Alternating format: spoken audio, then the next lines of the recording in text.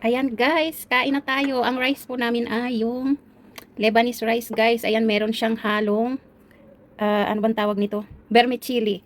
Ayan, may vermicelli siya guys. Ayan, so ang ginamit kong rice ay sushi rice. Ayan guys, excited na akong kumain. So maglagay na tayo ng ating ulam. Wow. Ang yummy guys. Ang sarap pa naman ng dahon ng ng ampalaya.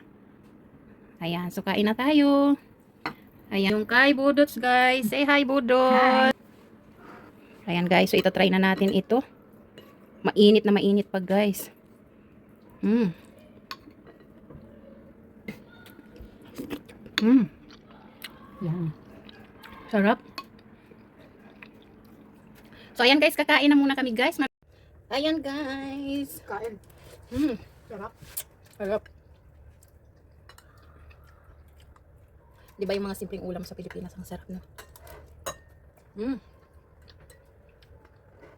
Yummy. Guys, ang literal na kain. Kita pa yung kaldero. Yan ang Pinay. Mag-hi ka Budots. Hi. Nasa lamesa yung kaldero guys. Ganyan talaga dito guys. Yan, kapag nagmamadali kami mga OFW, ganyan na guys. So ayun.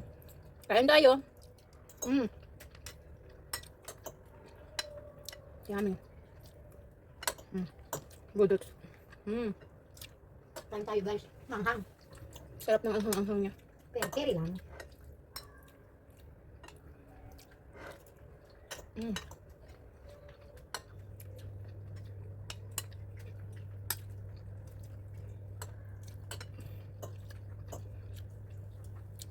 Bye.